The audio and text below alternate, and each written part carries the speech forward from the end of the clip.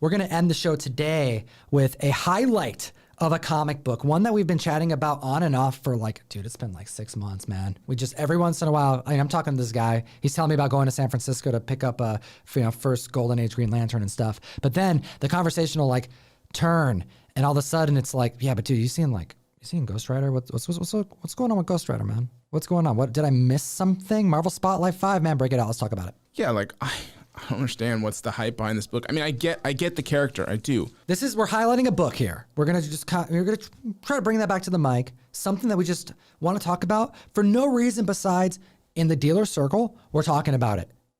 And the comic fam's here, and they're gonna join us. Yeah, comic highlight, Marvel Spotlight 5, first appearance of Ghost Rider. The freaking superheroes coming out the gate after the code being removed, like it's a freaking anchor on creativity. And then all of a sudden the Bronze Age horror gets involved. And then the macabre combines with the superhero to make one of the most incredible, unique superheroes of all time. We have the Ghost Rider, Johnny Blaze. Nick Cage played this character in a movie, and both of those films are anytime movies for me. I don't even care what the comic fam says. They are part of the Marvel universe, and I'm very happy that they were made. Just like National Treasure 1 and 2. I like National Treasure. I love those movies. I just like Nick Cage, man. But dude, this is a great book. And at a 9.2, you actually brought, like, just coincidentally, you brought these because of the grade, the Marvel, the Master Kung Fu, first Shang-Chi, I can't speak. But this Marvel Spotlight was a separate conversation to bring to the table to talk about, because this has been a book that just keeps creeping up for no reason. And we're going to get into that. But both share a commonality of the dreaded black cover. It just kills the grade more times than not. And I'm holding a 9.2 comic fam of the first appearance of Ghost Rider, and it is near flawless. This is a gorgeous book. Yeah, look, there's no, like, anything saying that Ghost Rider's going to be in the MCU. The last time people were speculating on this was the Hellstrom show, which we knew was a series that was made in the past that they just had to debut because it was right at the turn of Disney Plus getting its thing going, getting its traction, and it was going to happen. And they were going to release it and then likely never do anything again with it. So the hope was that, yeah, we were going to see Ghost Rider and like Midnight Suns and all that kind of play out. But then it was like kiboshed really quick. It's like New Mutants, for example. New Mutants, was it ever going to come out? Years went by, and when it did, no one really felt like we would ever see them again. And I don't think anyone does. Yeah, I mean, I like the representation in Agents of S.H.I.E.L.D. I don't know if you got to see Ghost Rider great. there. I thought they did a good job. I like that. So I think that added a little bit of heat to this character. But as much heat as this book has right now? But like this book is heating up like a lot of the other books. But let me give you some examples. I sold 5 copies of this book last year, and I had no problem selling because I had no concerns about getting another one or for reasonable or finding them. It's definitely one of those books where you're like, I'll get it eventually if you really want it. Like I think there's a lot of members experiencing that right now where they're like, yeah, man. I mean, dude, you used to be able to get an FF1, a low grade, for $2,000 to $3,000. And I'm talking like, like a 1.0, 1.5, maybe 2.0, maybe it gets a little bit up there. On the con floor, there's like 12 of them. If you want them, they're there. Good luck now. Oh, yeah. Your 2.0 is going to cost you probably 10 to 12 grand right now. 10, 12. I think a friend of mine sold his 1.8 just for over 10 the other day. But I sold a 9.4 a year ago, maybe 10 months ago. All right, I think it was $4,500 or somewhere around there. Okay. We just saw a 9.0 in March. Okay, and it's probably worth more now. Sell for, I think it was almost $6,500. There's like 2 sales that were between $6,200 and $6,500. Yeah, lower grade and selling for more. Yeah, quite a bit lower. I mean, 9.4, 9.0, right? Drastically lower. So like, that's just showing you like this. Like the reason I bought this to sell it. Okay, and I had it raw for a little bit, and I had it graded, and within that time frame of like 3-4 months. This book went up so much. I was like, well, now I have to keep this book just because I don't know when I'm going to replace it again. I'm just like, God, I never thought I would keep it for my collection because it's like, I'll just get it and add it, whatever. But now I'm like, if I sell this now, when am I going to get another? anytime soon? I mean, should I keep it now and then sell it when another comes in? And I'm thinking that's just what it's going to have to be. But it's just interesting how fast everything is moving, and specifically this book. And I think there's quite a few of this book out there. Obviously not 9.8. 9.8's ridiculous. Scarce. Yeah, tough. Just like the Werewolf by Night 32 and 9.8. It's extremely difficult. It's that black cover, man. Yeah. So like if you look at this says here, this is 872. Okay. This is 1272. So let me take a look at the price difference. All right. And you held up the 872 for the Ghost Rider. Yeah. 872 for the Marvel Spotlight 5, first Ghost Rider. And the first Shang-Chi, okay, is what, 5 months later. Right. So, I mean, you can look at the big price discrepancy here, and you're going to see that the rising tide raises all boats for a reason. And we're going to see some more price increases on the Special Honor Edition 15, especially if this movie hits the way it should hit.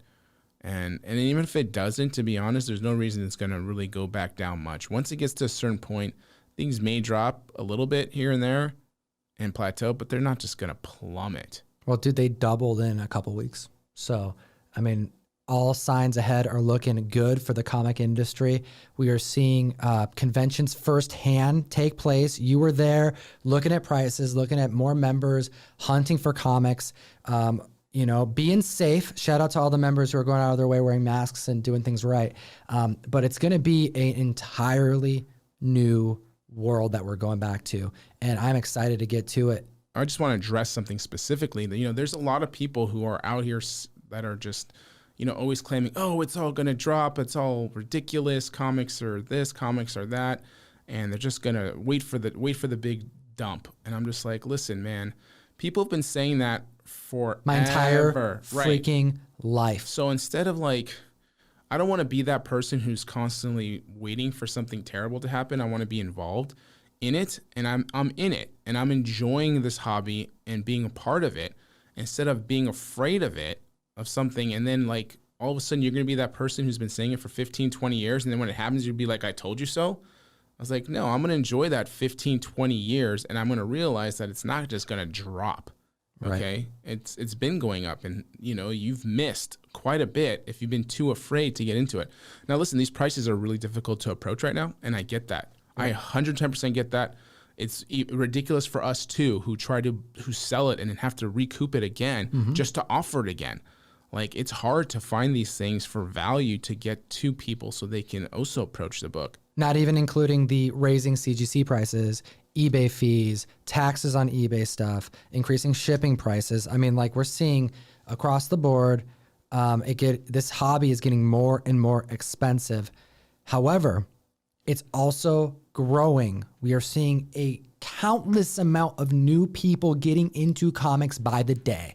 If you go just by Disney Plus numbers and look at what Falcon and Winter Soldier debuted at, the highest watched Disney Plus show to date. And if you were to calculate 1% of that viewership having an inkling, a little interest to just Google a comic book, just to see if they want to dip their toe in the industry, we're talking an increase of over 30,000 people entering this market in the last couple months. It's not going to take many people to influence this market, at all. It's already happening. Those who feel like we're in a bubble, they're just not realizing what's actually going on around them. They're not waiting Thursday nights like I am to experience a essentially movie provided by Marvel on my screen at home every single week with another series lined up, not to mention an entire universe that's expanding in the Star Wars realm. We're just talking about Marvel, let alone what DC is doing. Exactly. So, and if you feel priced out, I get it. And it just is what it is. You're going to have to work your way towards certain books these days. We all did. Yeah, we all did, but it's different now. It's harder. It's a whole nother thing, but there's a lot of books to get in there. So you got to look where people aren't, I mean? Aren't the majority are not looking, and just put your money in something that's just solid character. I mean, there's still a lot of value to be had there, and you can do that. I mean, you can look at, I'm just looking at X-Men 266. I mean, first Omega Red and 9.8. I mean, you could have bought X-Men 266 First Gambit under a year ago for less than $700. You could have gotten this Static a year ago for like half of what I just paid for it. Do I need to even talk about X-Men 4 Omega Red right now? No, but you should.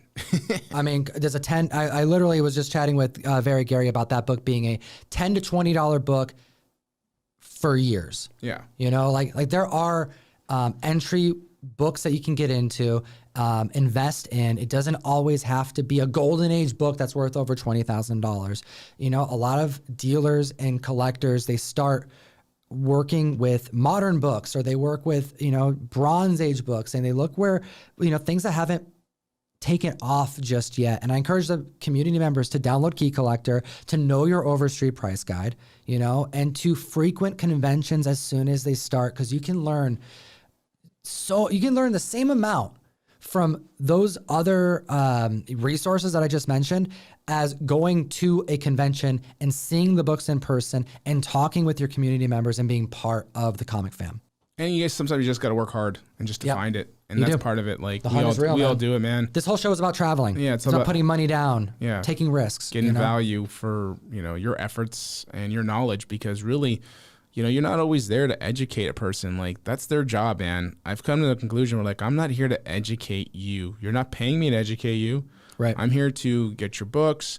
You've done your research. Okay. If I need to make an offer, I'll make whatever I think's a fair offer.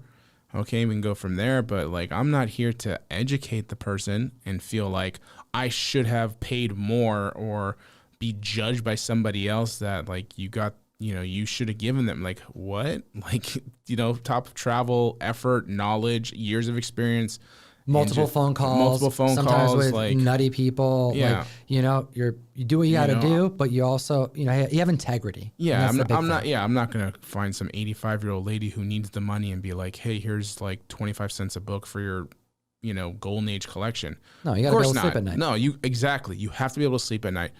But, like, you know, a lot of judginess going on, a lot of judgy eyes, a lot of just judginess. So it's like, leave it alone, man. Let everyone live their life. Let everyone collect the way they want to collect.